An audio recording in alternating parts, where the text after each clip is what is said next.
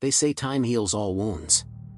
But in the small town of Blackwood, time has only made the silence louder.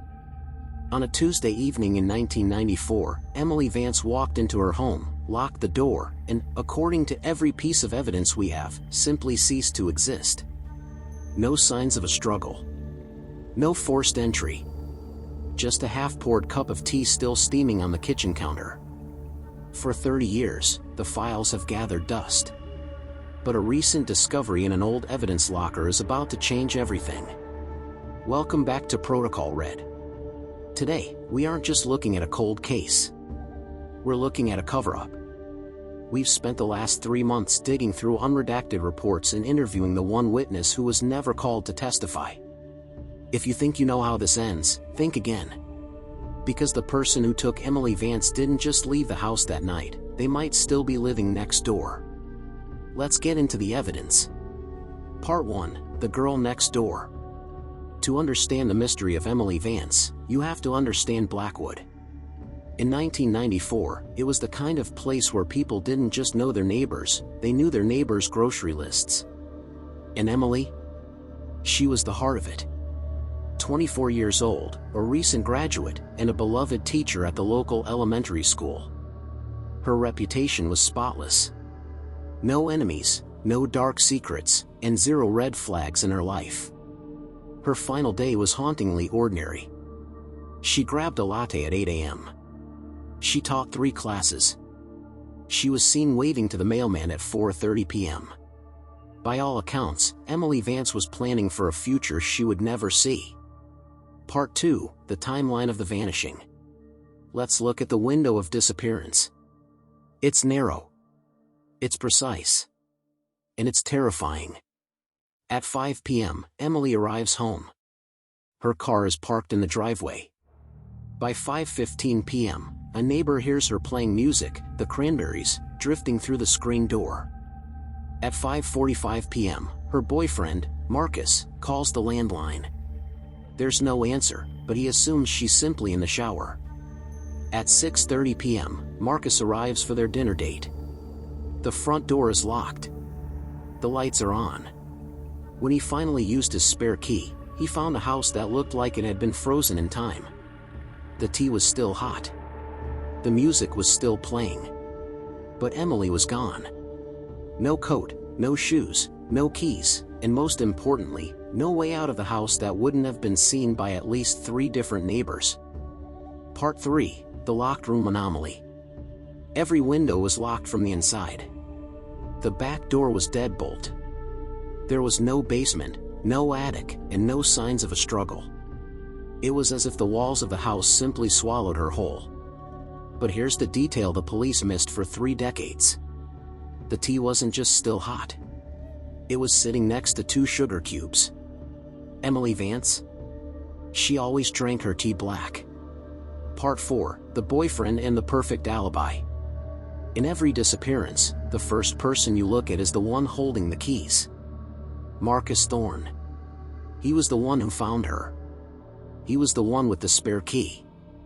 And he was the one who, on paper, had the perfect life with Emily. His alibi seemed rock solid. He was in a firm meeting until 6 p.m. with 6 witnesses to back him up.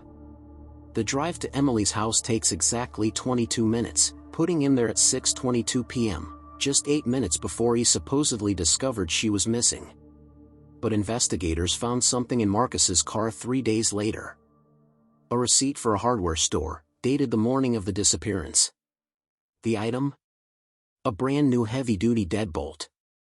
The same kind found on Emily's back door. Why buy a lock for a house you don't own? Part 5, The Watcher in 4B. If it wasn't the boyfriend, it had to be someone who knew her routine. Someone who knew exactly when the music started and when the tea was poured. Meet Arthur Pendergast, the silent neighbor of Blackwood. A retired clockmaker. Obsessive. He was a man who never left his porch. Pendergast told police he saw nothing that night. But when private investigators went back years later, they found he had kept a handwritten log of every time Emily left her house for 3 years. On the page for October 12th, there's only one entry. It doesn't say Emily left. It says, the guest has arrived. Part 6, the police oversight. Why were these leads never followed? Why was Marcus never sat in a room for more than 20 minutes? And why was the 2 sugar cubes evidence buried in a supplemental report that was accidentally shredded in 1996? The lead investigator on the Vance case wasn't just a cop. He was Marcus Thorne's uncle. In a town like Blackwood, justice isn't about what you know. It's about who you're related to. It took 30 years for a whistleblower to leak the real crime scene photos. And when you see what was hidden under the floorboards of that kitchen, you'll realize that Emily Vance didn't just vanish. She was being watched from inside her own home for weeks. Part 7, the Crawlspace revelation. In 2023, the Vance house was sold to a young couple who knew nothing of its history. During a kitchen remodel, they found a loose board beneath the very spot where Emily's tea had been found 30 years prior. What they discovered wasn't just a crawlspace. It was a nest. The evidence, a small, thin mattress, several empty candy wrappers from 1994, and a Polaroid camera. The smoking gun, but the most chilling item? A single photograph, taken from inside the crawlspace, looking up through a gap in the floorboards. It showed the underside of the kitchen table and Emily's bare feet. Emily wasn't taken from her home. Someone was already inside. They had been living beneath her for weeks, learning the rhythm of her life, the sound of her music, and exactly how she liked her tea. Part 8, the third man theory. If someone was in the house, who were they?